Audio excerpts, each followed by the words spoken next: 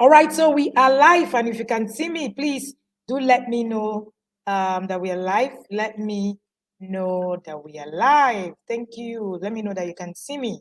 All righty. So you are joining me today. All right, and this is your first time of joining me. Let me see your comment right in the comment section. Okay. Thank you so much for joining me on our Tuesday live. And my name is Wendy Ologe, and I'm the founder of the Intentional Parent Academy. The Intentional Parent Academy is an academy for parents where life invite your friends, your family, and let them know that we are live and we're here. I can see a few people watching me. So please, if you're watching me, you can see me. Please let me see you. Comment that you can see me.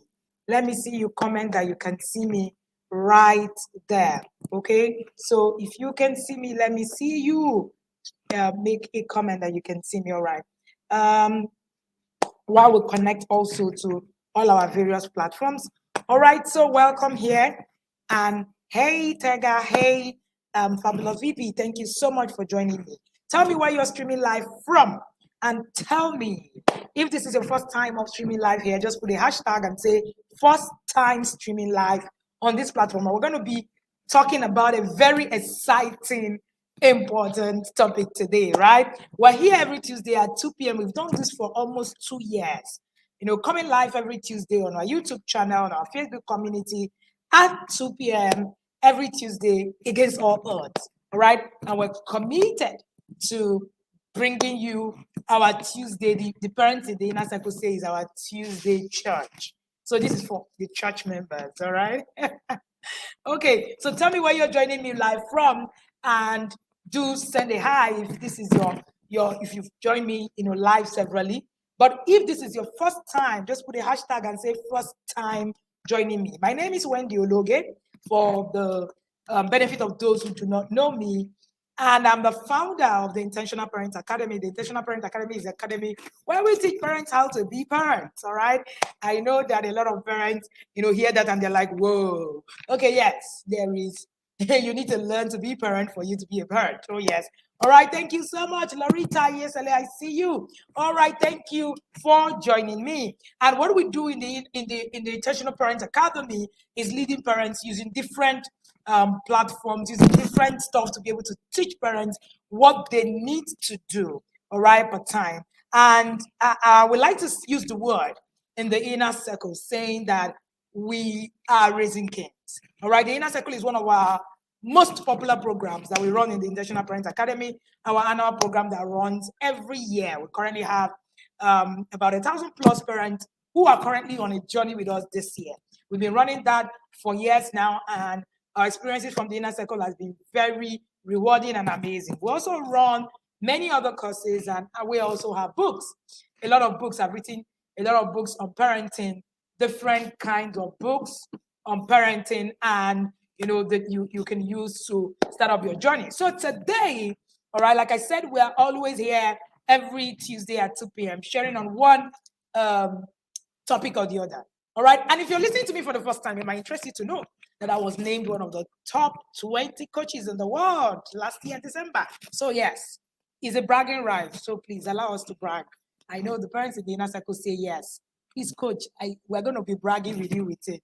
All right. It's all our win. Okay, so let us move on. What parents who raise successful children know that you should know?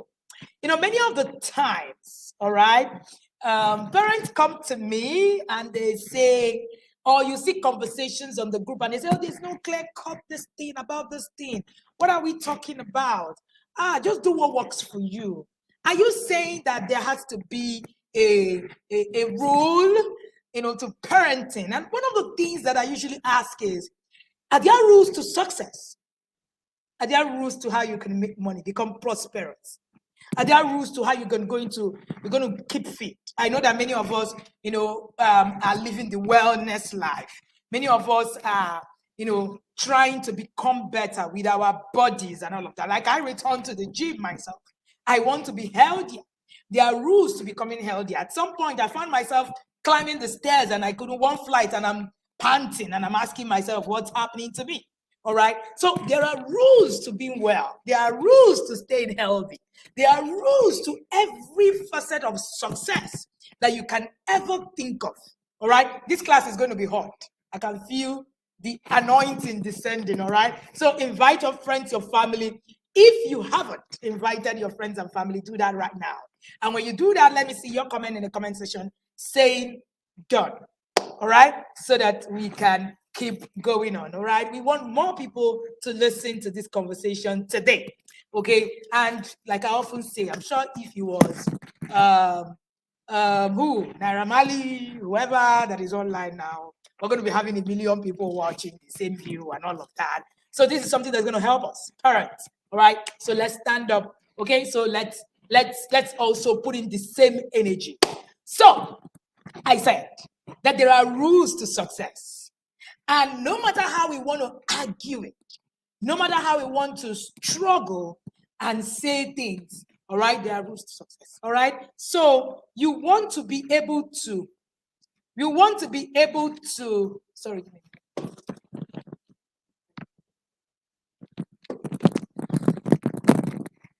So sorry about that interruption. All right. So you want to be able to put, a whole lot into perspective when we're talking about rules. Okay. So when people say, somebody say done, thank you. So when people say you can parent however it pleases you, that's not true. You can't parent except you want to, of course, raise any kind of person. Except you want to raise any kind of person, all right? Except you want to raise any kind of person, you will never, okay, be able to, you will keep, going round and round. So one of the things that I've said over and over again is that kings have rules to become kings. So when you look at the kings that are being raised, in every climb, you will understand that there are templates. So there are templates to raising outliers. There are templates, to raising people who would, become the king. And there are also templates. There are also templates to raising servants. I shared something today, and part of what I shared today was that inaction itself is a rule to raising servants. Somebody help me write that. So when we say there are no rules to successful parenting and we do nothing, what we forget is that inaction itself is a rule to raising people who will serve the outliers. So it's not rocket science. It's proven there have been a lot to put this into a lot of this thing, in the recent times. And truth be told, anything it is that you want it to succeed, then you need to put in work to it. Success is not fluke. Luck, there's nothing like that. So if you do something, you raise a child, and you're not able to do a repeat of the template, it means that what you have done is just probability. But success has clear-cut steps. Clear-cut steps. Are you guys following? Clear-cut steps to where it is that you want to get to. All right, Facebook community, are you here? Can you hear me? I said someone should put in the comment section. Inaction in itself is a rule in raising servants. Right? That's what we fail to understand when we keep saying there are no rules. All right? When we get into the space where we advocate responsibility, all right, in the name of saying, there's no perfect rule to parenting. Oh, these things there are no rules to these things. Oh, don't tell us that this is how these things work and all of that. Then we miss it. Then we miss the mark. Thank you, Archibald, for writing. Then we miss the mark. All right. So we also miss the mark when we begin to sound that way and we begin to say, all right, and we begin to say that, these things it gets me worried because every success in itself has there's a foundation, there's a template. Okay? So, truth is, our culture prides in irresponsible parenting, where we have children with no plans for them, and then we claim that God is going to do it. I like the way a friend of mine puts it. God is never going to parent your children. He didn't promise you parenting. He promised you protection. So he's not going to parent your children. Go back if you a Christian parent. All right. So go back to the scriptures and see all the people who believed God was supposed to parent their children for them and what happened to them. Okay. So you can intentionally raise a king. You can intentionally raise a king. Our team in the academy is raising kings. You can intentionally create a system where kings are raised. All right, it's no longer rocket science. There are rules to it. I know names of children who are being raised to rule the world. As we all sit down here, they're going to be ruling the world. All right, so while we say there are no rules, and then what it means is that we're just creating a rule to raising servants of those who are following the rules. So what we don't know is that inaction itself is a rule to raising servants of those who are following the rules of raising outliers in their children tomorrow. All right. So everybody wants to raise successful children, happy children, no matter who you are, where you're from, and all of that. All of us can actually intentionally raise people. Now, like I often say, raising a king is a choice. Raising servants is a choice as well. And the truth remains that both of us will need those people. So the kings are going to need the servants. The servants are going to need the kings. So whichever one you choose to raise, there's also nothing wrong with it. That's one of the reasons why I do not argue with people who say, oh, that's how we were raised, so I'm going to raise my children that way. It's also fine. There's also nothing wrong with it.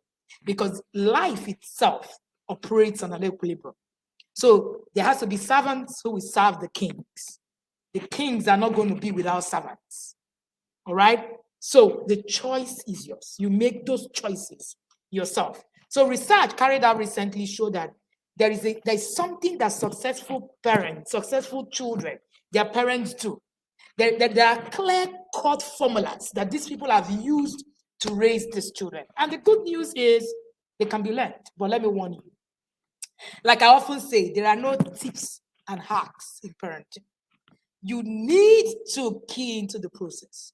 What I'm going to be sharing with you are tips, hacks, but you need to be able to key into the process for you to actually make a lot of progress.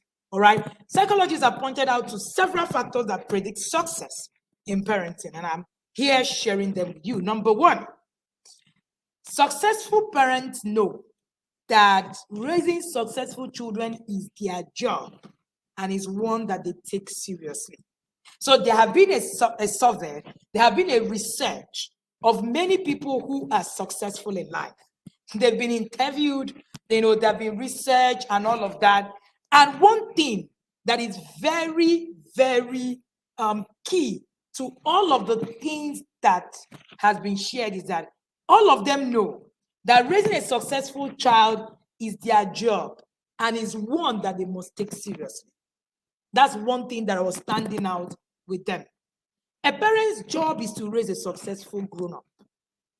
All right? A parent's job is to raise a successful grown-up. So at every stage, especially between the ages of 10 to 18, they need to be self-sufficient. They need to become responsible. They need to become motivating and good at relationships and all of the things that they do. So successful parents understand sacrifice.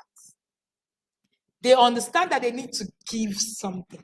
I was doing a session with the parents in the inner circle a few weeks ago. And in that session, I said to them, there is always something to sacrifice on this journey. Is it that you're sacrificing your parenting journey or you're sacrificing your child? Either way, there's a price to pay. So I tell people when they argue and I say, is it that you're paying the price today or you're paying the price tomorrow? Whichever one you choose to, you will pay a price. There's a cost to whatever decision we make today, tomorrow. There's always a cost. So that's one of the things that successful people, parents do. They understand that is their job. The first job is to raise successful children. Successful child is not just a child that passes exams, goes to church, the Nigerian context, and just marries a wife. If that's your definition of success, of course, there's something wrong also. When people ask me what's my definition of success, my definition of success is being able to raise a child who can impact their world. If your child does not understand why they are here, when I say that once there's a problem in the world, the child is born. Once there's a ministry to be upheld in the world, the child is born. So once you cannot understand, all right, that concept, you will miss it. You miss the mark. Okay. So success is your ability to have a child and let the child understand what impact that they have to make in the world. Okay. A study in Harvard by the economics Ferguson and Robertson, talking about unlocking the secret of highly successful individuals. Okay, they found a pattern that with almost 1,000 students, they found a particular pattern with them, a pattern of highly functional, highly realizing adults. All right, and had performed, and part of it was that they teach their children that learning is fun, and they teach that early. So it was found that most of these parents, about 98% of them, started early to teach their children that learning is an essential part of life. It was noted that these parents spent a lot of time with the children before they started school. So the ages of 0 to 3 is one of the most important times it can determine success in your child in years to come. Let me say that again. The ages of 0 to 3 is one of the most crucial times you have, to parent your child. And that can determine how successful your child becomes in the future. So it was said that parents who were available, all right, for their children between the ages of 0 to 3 before they started school. And what was this availability? I say that availability is not enough. So your intentions are also not enough. I've seen people so availability is not about being a housewife. And so don't get me wrong, okay? Or about being a house husband, whichever one that is. Availability is not about sitting with your children all day. That's not availability. Availability is about knowing how to interact, knowing the kind of games that make sense for your children, building a love for learning, helping them solve problems. And these things are not far-fetched. They're not something that you need to break a bank for. They are simple things like being able to tell stories to your children. All right? Being able to actually maximize the time that you have. I've seen parents who have 220 hours to share with their children, but yet they are not able, all right, to even successfully, transition that. So that's one of the things that successful parents parents of children were found to have done, to be there for the first 3 years of their children's life. In fact, one study actually said and suggested that many mothers who took a maternity leave in those first 3 years of their life, had that added to a successful path for those children. This is research. It's not about your argument. Whether you want to, be out there and all of that, have always worked. So it's not even about me, okay? So I'm sharing with you clear-cut research. And these researches are proven over and again. There is a template. I'm sharing with you that template, okay? That's number 2. They teach their children that learning is fun and is an essential part of their life. They are able to spend the first 3 years of their children's life interacting, playing games, building love for learning. In the inner circle, I remember that sometime last year, I insisted that the parents in the inner circle should go and get puzzles. And especially for children 0 to 3, and That's a key, process for them. What kind of toys are you buying for children? Let's even start from there. What kind of toys you buy, what kind of resources you have in your home to be able to help your children. Are you guys following? All right. So that's number 2. Did somebody help me write that? Number 2. Number 3, they provide their children with opportunities to thrive, yet they allow them to stumble through those doors. It was said and it was proven that many of the parents whose children, children thrived were allowed their children to fail. Okay, they allowed their children to fail. They tend to value effort over failure. Somebody help me write that. They tended towards valuing effort over failure.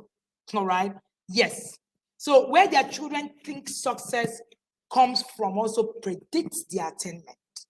So over the decades, there was a study by a Stanford University psychologist, that's Carol Dweck. If you've ever read that book, all right, Mindset, that's the name of that book. It's a book that we're reading also in our inner circle in level 3. Amazing book. Discover that children think about success in one or two ways. So over there, they're always, there are two things that success was graded into: the fixed mindset and the growth mindset. Now, the fixed mindset assumes that our character, our intelligence, our creative abilities, they are static, and it gives that we can't change in any meaningful way, and that success is the affirmation of that inherent intelligence, an assessment of how those givings measure up against an equally fixed standard. So striving for success and avoiding failure at all costs. It becomes a way of maintaining a sense of being smart or skilled. So that's one of the things, that was one of the ways we practice success. So success for us means, so the child needs to maintain a sense of being smart or being skilled. All right. If you're following me, let me see you click on the like button, the love button, whatever it is that you have, and hit it. Let me be sure that you're getting value from this session. Okay. So when we talk about valuing effort over, the result, we're talking about the mindset theory. Okay. So it's important for you to understand that.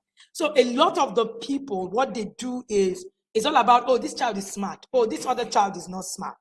Okay. So there's a fixed mindset to it. All right. So are you getting value? Let me see you share your best emojis right in the comment section. And let me see you hit that like button as well if you are getting value. All right. Let me see that you are there getting value. Let me see you hit the like button. Thank you. Thank you. Thank you. All righty. So it gives us hope that you're here. Okay. All right. So let's keep going. Then you have the growth mindset, which is one of the things that people struggle with. All right. On the other hand, the growth mindset thrives on challenges, sees failure not as evidence of unintelligence, but as a heightening springboard for growth and for stretching our existing abilities. So at the core is a distinction, is in the way we assume, this will affect your ability, and it has a powerful effect on children. So if children are told that they aced a test, for instance, because of their innate intelligence, it creates a fixed mindset. So if they succeed because of effort, it teaches them, all right? It teaches them the growth mindset. So if you say, oh, because you put in so amount of work, that's why this happened. Now the child looks at it as, I need to do something to be able to do that. Now, it also tells your child that, failure isn't an end. Now, for all the people who have been able to raise outliers, we've been found that they allow their children fail over and again. And if you look at all of those people who are kings in their industry, their failure story is actually quite interesting. All right. So failure is a big deal. Okay. Very, very important. So you value effort over results. So it's not just about what your children are doing, how they are becoming, but what effort they are also putting in. Okay, so the next thing that you need to understand is that another point, is that the model is usually the parent. They use a model theory. There's something called the model theory. So the model theory helps the parent to be able to model what it is that they are also trying to teach their children. Now, many of those parents said that they either use themselves to be able to make their children become proud of them. So they had parents, those parents, were parents whose children were like, I really want to be like my mom. I'm really proud of my mother. Or I really want to be like my dad. I'm really proud of my dad. And in some cases where it wasn't their parent, it was a family member. It was another family member that they used. Sometimes it was a grandfather. Sometimes it was an uncle. Sometimes, but there was always something to look up to. That model, but they always had a model. So what is that model that you have on your journey? Okay, that's one of the things that successful parents, had. Another thing is they teach their children responsibility. It was recorded that all of the children who were raised to become more successful actually did chores as part of their process. There were children who took responsibility at the home front. So it made them realize that I have to do the work of life in order to be part of life. Let me say that again. Giving them those responsibilities in the home made them realize, one study said, it made them realize that I have to do the work of life in order to be part of life. So it's not just about me, and I don't want to, the need. It's not always about me in the moment. It is about being able to be part of life. And it was also recorded that this built resilience in many of these successful people. Because what is resilience? Resilience was the capacity to recover quickly. That was one of the things that doing chores, helping around the home, built for them. The capacity to recover quickly from difficulties. So it is a characteristic that many world most successful people have. And it was recorded that many of them got it from their home. So resilience. So it built resilience. It was also recorded that children who also took a lot of responsibilities in the home front, all right, also graduated to the part where they became part of the society and they became more successful at workspace because they understood what it felt like to actually really struggle. Okay? The next one, right?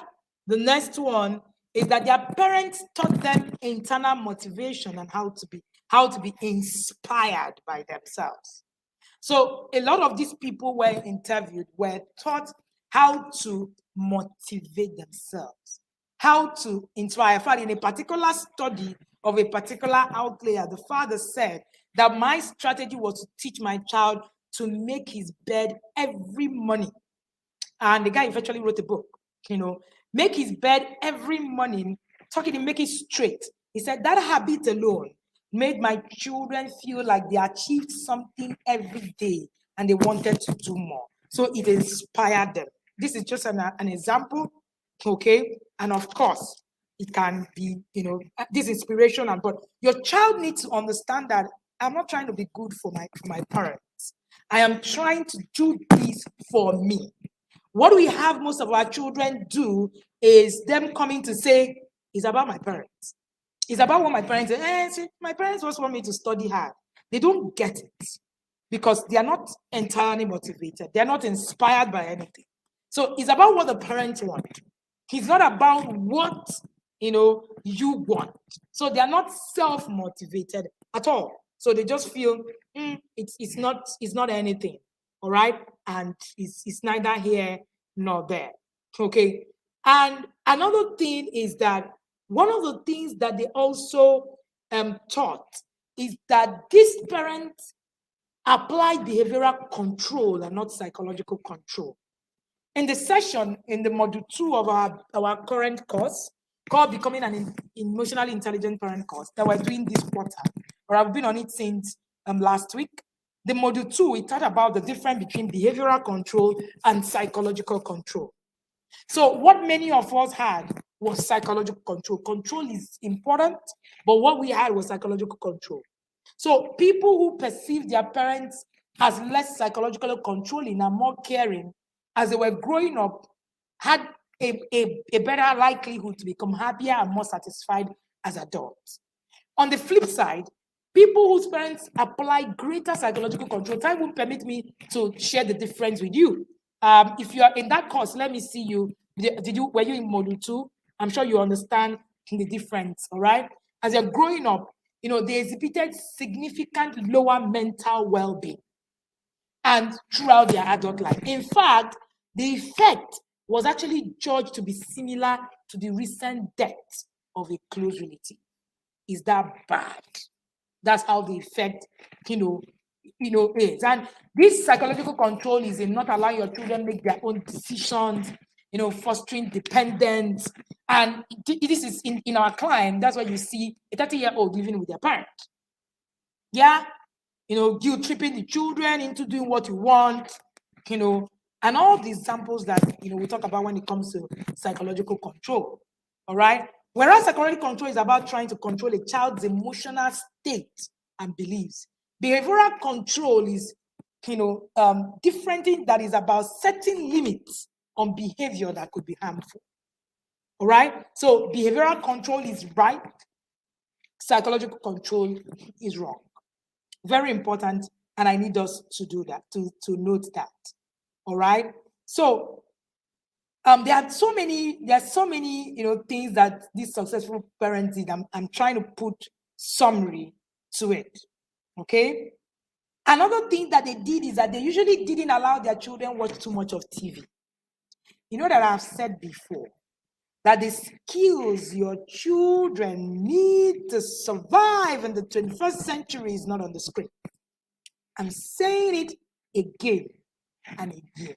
If you want to raise an outlier, you want to actually watch that part. It's important that you watch it. So this successful parent said their children didn't really watch much of TV. All of them that were interviewed. So there was a study that actually happened in Ohio State University in 2011. And it said that children who watch too much TV at a young age, in fact, children who watch TV at all at age below 18 months had suppressed communication skills, and that TV reduced the amount of parent-child communication as well. All right? And that was very key. The study also found that reading was far more conducive for parent-child communication. So all of those, you put your child inside a screen and all of that, it is actually more depreciating than you can think of. All right? So there have been a lot of studies, and that's just one I can remember now. Another thing that successful parents did that was recorded from that research is that they taught their children self-control. If your child has a good sense of control, sense of self-control, they are more likely to be healthy, wealthy, and safe. Let me say that again. If your child, someone help me write that in the comment section. If your child has a good sense of self-control, they are more likely to be healthy, wealthy, and safe. That's emotional intelligence. Emotional intelligence actually gives you a better stance when it comes to wealth, health, and safety. So successful parents, they actually taught their children a whole lot of self-control. That's what emotional intelligence is about. A king that is a king and loses self-control would actually have an issue. So one of the success tales of those parents was that self-control was big on their table. During the becoming an emotionally intelligent parent course that is, ongoing right now, I told parents that EQ actually got me to where it is that I am today. The ability to be less stressed, even though I do a whole lot. The ability to actually, put a lot of things in perspective. The ability to, have a lot of control on a lot of things helped me. So the more you build your sense of control, the more you build your self-control, the more you build your emotional intelligence, the healthier you become, the wealthier you become, and the safer you become. So they teach their children responsibility of their emotions. That's one of the things that were found by these parents. Another thing that was found by these parents, is that I've shared about taking parental leave for the first 3 years. And then another thing that was found is that many of them said that they read to their children when they were young. And those who were illiterate said that they got a lot of, access to actually their children being able to read and all of that. I know that there were interviews of a few, illiterate of them who said, but we had access to the library, or we had books and all of that. So beside making some nice bonding, reading to your child has a long-term positive effect. And a lot of studies have shown that reading to the child every day actually boosts their literacy, their language skills, and also their cognitive development. So children who are read to more frequently at around age 4, 0 to 4, actually achieved higher scores on reading, writing, at age 8. This is regardless of their socioeconomic status. So that's what, that's part of what the research showed. All right. And another thing that was shared is that they taught their children social skills. They taught their children social skills. It was a big deal, teaching their children social skills and, how to navigate the process. They developed a relationship with their parents, all right? They were more sensitive to their needs. So it meant that in the attachment theory, most of them had a secure attachment. Time won't also permit me to talk more about the secure attachment and the attachment theory. We shared that in the module 2 of becoming an emotionally intelligent parent, course. All right. So they had all of that. And then another point was also that they taught their children math skills early, not just mathematics as a subject, but math skills. There was a 2007 meta-analysis of 35,000 preschoolers across the US, Canada, England, and it found that developing math skills early can actually make a huge advantage. All right, so beginning of the school with knowledge of numbers, number order, rudimentary math concepts, puzzles, actually gave these children a better prediction. Said by the time they were in high school, they had better achievement than those who didn't have, the basic math skills before they started. Okay. Another thing that was also found is that these parents were often less stressed. They didn't have the tension. They didn't have the helicopter parenting. It was found that most of them were not, they were authoritarian parents, they were not authoritative parents. Okay, so it was very easy for them to actually navigate. And when I talk about helicopter parenting, I talk about the kind of parenting that we have today. Your children are playing outside, you are watching from. As I was sharing it in the emotional intelligence class a few days ago, and somebody was telling me, Coach, you were just hitting me. All right. So helicopter parenting is you are everywhere, you are hovering. You want to be everywhere. You want your children to be dependent on you. And that's why we hover and hover. We have children who go to university from our home. We have children who go to do masters from our home. You hover. You don't allow them to be. And then you keep hovering. And then you're not able to actually let the children become adults. So they are most often authoritative parents, not authoritarian or permissive parents. The different types of parents, we have the permissive parent, the non-punitive, they accept everything the child does. And that's why when parents say not hitting a child, is just letting them do anything. I'm wondering, what are you guys talking about? Very funny. That being permissive. So if you are in the line where you just allow your children just do anything because in your mind you're saying, no, I don't want to flog my children. I don't want to. There are positive disciplinary strategies that you can use. And I share that in my book, The Discipline That Works. We're currently reading that in the inner circle, all right? So you can actually use them. So being permissive is not a way to go. It's a never.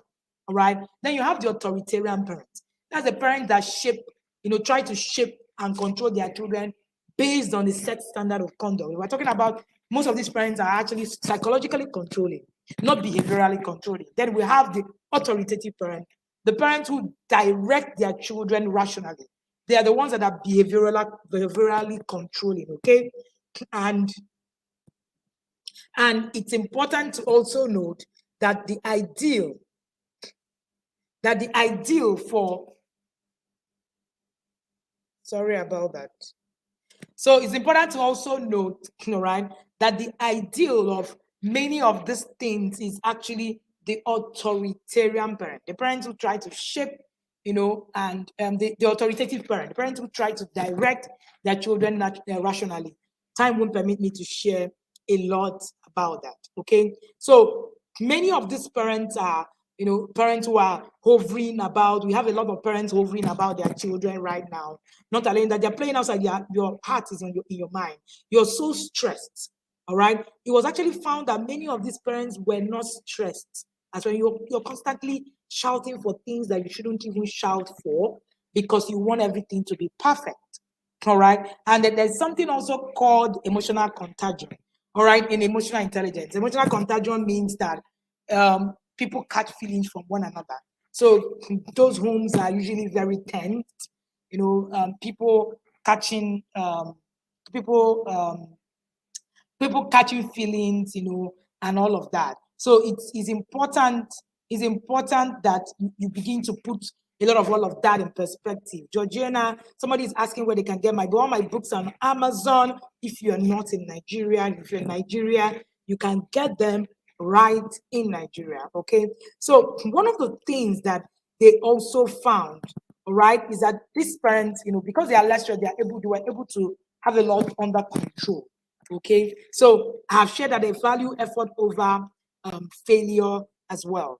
And then the interesting thing, there are a lot of researches over and again about this particular topic. All right. Some of them need you to actually have an more in-depth knowledge on parenting for you to really understand it if shared.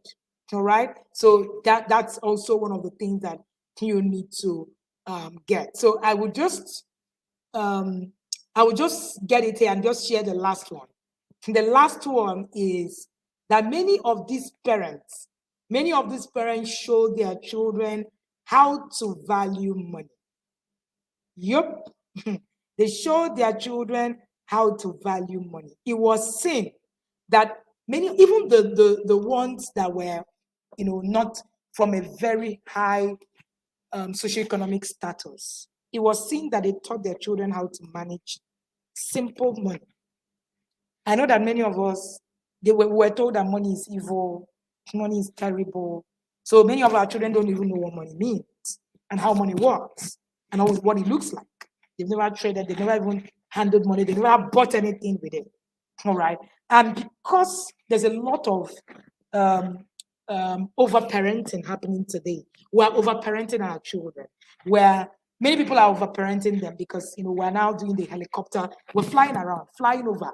Okay, your child cannot step out from here to do something. We're flying all over the place, and wanting to control how our children's lives will go. And of course, that's putting a lot of pressure on a lot of things that we are doing as parents. Okay, so the money sense and how to value money is one of the most, in fact, it was a core for the parents who raised outliers.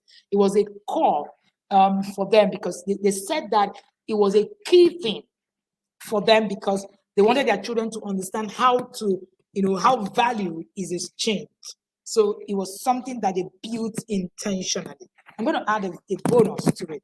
I said that is a huge research paper. Okay, I've been studying it for quite a while now. It's never something I'm going to come here and say, oh, once you do this, and this is what happens. One of the things that we've been able to do is to take that research, put it into the content that we are currently, that we're currently running in the inner circle, that's in the academy, and run it through the parents. So for every day, the content are geared towards being able to raise outliers, being able to raise successful children. So it's never something that we're going to come and then we're just going to say, oh, once you just do this and this happens. This is just, a few of the ones that I was able to put together that could fit into a 1-hour session so that you'll be able to pick, here and there. And, one of the problems that we also have down here on, raising successful children is that, first of all, we do not even understand that it's possible to do that. I tell you why. One of the reasons is that we had parents who raised, children under a lot of probability. So you have, we have, what's it called? We have 10, for instance, you have 5 children. You raise 3 of them successfully and all of that, and 2 of them are struggling. One of the things that happened is that our parents didn't understand what they were doing. So it was just trial and error. Just try this probability. If it works, it works. Oh, so it's the same thing I did. Why is it not working on you and all of that? So there was just, we can't come and say this is how things are done. And until we get to a point where we're actually able to, have a template, all right? Have a template on a lot of these things, then we're actually not going to be able to go anywhere. Somebody says, in this environment, we're taking questions, you can share them. Somebody says, in this environment we find ourselves, it makes some of us hover over our children in the environment because the environment is no longer safe. No matter how unsafe an environment is, hovering over your children is a disadvantage for them. In fact, I have said over and again that this is the time that your children need to understand their environment and how to stay safe. So how long are you going to hover over your children? And I know I asked the question many times in the inner circle. I asked the parents, what if you die? So as you're hovering over your children, what if you die? Does it mean that your children are going to die? No, they won't. Your children are going to survive as well. So the question you want to ask yourself, I wrote something in my book when I was doing this, preparing for this class. I said, the aim is to prepare the child for the road and not preparing the road for the child. The aim of raising successful children is actually preparing the child for the road and not preparing the road for the child. When you hover, you are preparing the road for the child. It kills your child, literally. If there's anything like that, it kills your child. So the more you are preparing that road for the child to just come and pass and see no obstacle, the more you are raising a child who can thrive. There's a difference between raising a good child and raising a child who can thrive. All right? So it is important that we begin to think and rethink some of the things. So the choice is yours, really. Like I always say, we can all raise, people the way we want it. But just know that there are advantages and disadvantages to all of this. So the aim of raising a successful child is to prepare the child for the road and not prepare the road for the child. If you continue to prepare the road for the child, the road is going to get worse. When you are not there, who prepares the road for that child?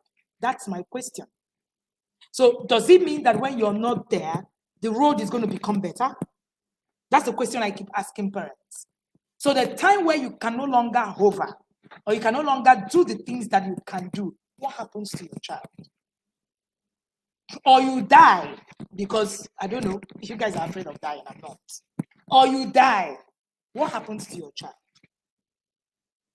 So if there's nothing you heard today, all right, if there's nothing you've heard today, listen to me. Stop preparing the road for your child. Prepare your child for the road. If there's nothing else you heard me say today, let it be the only thing you heard. All right? You need to prepare. Prepare. Prepare the child for the road and not the road for the child. We're never going to be here forever. Never. We need to start now to raise children who can thrive. If your child can't thrive, your child will struggle. And I say again, there's a difference between raising good children and raising children who can thrive. We have a lot of good children who can't thrive, and it's a disadvantage. So, except you also want to raise your child to just be mediocre, you just want to raise your child to just be a servant, which is also okay. There's also nothing wrong with it. So, the opposite of what I'm teaching is the inaction. All right, the inaction of what I'm teaching is also going to give you the other result. So your child is going to go to school, pass exam, just and all of that, and that's it.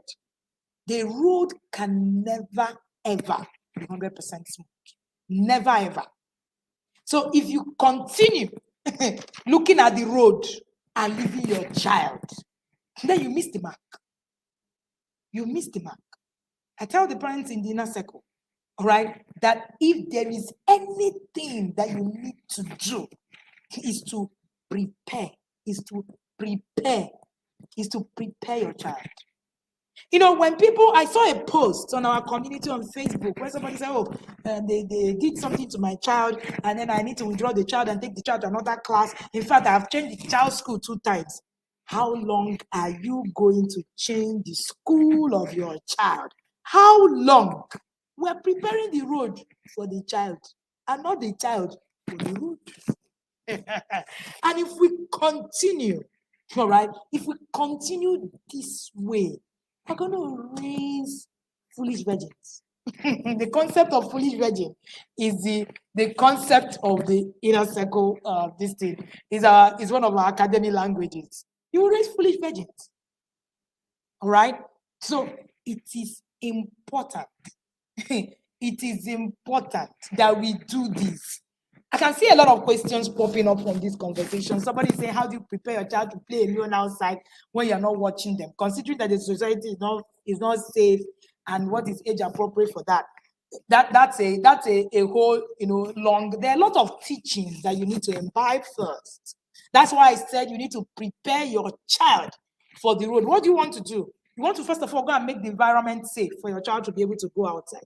You prepare your child. I said something to a parent. He said, "Oh, everybody is being kidnapped, can kidnap." And I said, "No, it's fine. I get it. I get that, the safety and all of that." I said, "But how about we begin to teach our children safety education? How about we begin to look at safety education for our children?" All right. It is important we begin to think through some of these things. There's a language that I use in the inner circle, and I might not be able to use it here. I usually say that there's no lion anywhere. Really, lion will not carry your children. But hey, I'm not. Don't do what I say here. Don't worry. When I get in there, I'll be able to push it through. But all I'm saying is you need to step away and look at these things, holistically. Okay. Safety education is where we are right now.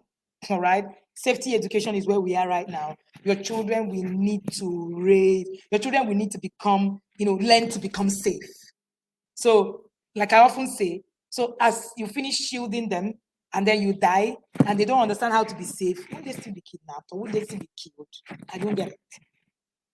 So these things are, so clear in our faces. All right? They are so clear in our faces. We just need to tell ourselves that these things have come to stay. How long do you want to shield your children? It's just like when people say, I'm not going to tell my children anything about sex because the world is just going away. I'm not going to teach my children about LGBTQ. That's where we are. No matter how you run away from it, they're going to stumble on it. That's where we are. Prepare your child for the road and not the road for the child. When you finish shielding your child from the environment that you're raising them, just remember that the child is not prepared for that road. And when they enter that road, it's going to swallow them off completely. You don't want to do that to your child. It's a disservice to your child. All right? And talking about somebody's asking about the child who is slow. You should not be asking this kind of question. I'm not going to answer you. I will skip it. All right? So it's important, okay? It's important that we begin to look at things differently. Yes, teach them awareness, teach them to read the room, teach them how to identify a stranger and danger. I was teaching the parents in the inner circle about travel skills. Unfortunately, there's so much you need to learn that you are not learning. So that's why you're not able to actually teach a whole lot as well. So the more information that you have, the more you are also able to help your children through their process. Knowledge gives you safety and stability. That's why that word in the Bible says that wisdom and knowledge shall be the stability of our time. So if you do not have wisdom, you do not have knowledge, you won't be stable. You will be running kitty kitty kata kata. And you will know you don't feel drink water drop cup. It's a universal language. I can use it now. All right. So it is important. It gives you safety and it gives you stability. Very key. So the more you know, the less afraid you become. So all this fear of, oh, this is going to happen, oh, my child is going to die and all of that. Well, I'm going to end here and I'm going to say again, do not forget, all right? Prepare your child for the road and not the road for the child. Somebody said, oh, please answer. How do you help a child who is quite slow and do hard things? Just improve, just help the child in understand look at the fixed mindset and the growth mindset. All right. Look at the effort the child is putting in. One of the things that you can do to increase speed is to understand how your child learns and begin to teach using their learning style. During this, in the next few weeks, we're going to be sharing a few on learning style. We're also going to be opening the academy on the course, understanding your child learning style as well. All right, so that would also really help because the child is on that sprint. And if it's also a child who's going through puberty, the tendency to become slow is also there. All right, these are all factors. There are too many factors to it. Junior, you already know that. So there are too many factors to it. It's not a one straight answer. All right. So those of us always asking, just answer. There are no tips and hacks to parent. You need to commit to the process. You need to tell yourself that I want to do this. And like many parents who have raised responsible children, one of the things they have done, all right, one of the things that they have done is to say, I want to raise successful children. It's my job and it's one that they take seriously. That's what that research said. All right, it's the one that they take seriously. Okay, so hey, don't forget, prepare your child for the road and not the road for your child. Have an amazing day. Before I go, don't forget that you can get any copy of my book anywhere in the world. All right, this is The Discipline That Works. Is on Amazon. You also have Connect to Correct, which is my very first bestseller. Okay, you can get a copy from Yelling to Come. You can get a copy. And Sex Educate Your Child Like a Pro. A lot of people have come to me. What do we teach about sex? Start with this book. It's a good place for you to start. All right, and then you can also get Walking Your Child Through Puberty. Walking Your Child Through Puberty is also on Amazon. It comes in hard copy. All of them come in hard copy, please. All right, and workbook. You can go on Amazon. They have hard copies on Amazon. And then there are also 2 books that my husband has written, who is a marriage counselor. You have the Husband Manual, and then you have Building Your Marriage Plan. The Husband Manual is for wives. Okay, you can get it for your wife. And so you want to get 2 of them. They are all available on Amazon. All right. How do we negotiate? Our books are in Nigeria. You can get our books anywhere you are in Nigeria. Just contact us. All right. Contact us.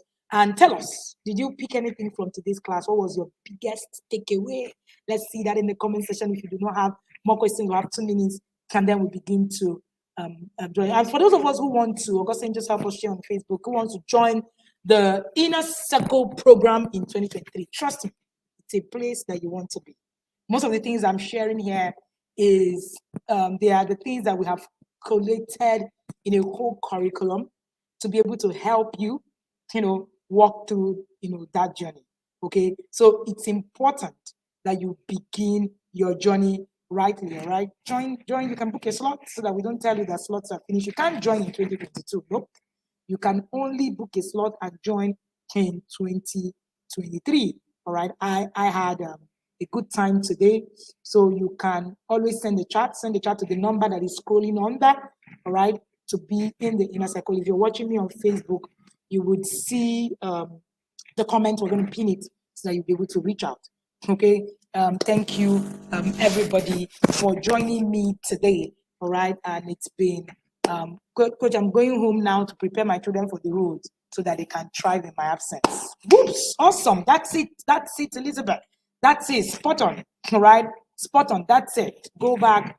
Go teach your children safety education. That's the world we find ourselves in now. So we can't shy away with it. We can no longer say, oh, the world is evil. We're going to keep our children in the house for how long? All right. Oh, so why are we not just sitting in our homes and just doing whatever it is and just not going out? So we just need to understand that these things are real and we need to strive. And we need to help our children thrive as well. All right. If you got value from this session, let me see you. Share your favorite emojis. All right. Let me see you share your favorite emojis. And let me see you share your favorite quote from this session. Your favorite emojis. And then for the parents in the inner circle, we'll have a Q&A on Friday. All right. We're going to share that with you and the details. All right. So see you guys next week, Tuesday. Remember that you can always catch replay of most of the classes that we've had on this, on this YouTube channel or our Facebook community. You can also join the academy even before, as you're waiting for the inner circle. There are a lot of parents who are waiting. We have about how many thousand parents on the waiting list? All right. So please, it's going to be a first come, first serve system. We don't have a choice. That's the only thing that we can do so that we don't get overwhelmed. Thank you so much for joining me. And for the parents in the inner circle, we're going to meet in the yard. There's a lot of conversations that we're supposed to be having, all right, today, tomorrow, and next. Thank you, everybody, for joining me. And do have an amazing evening.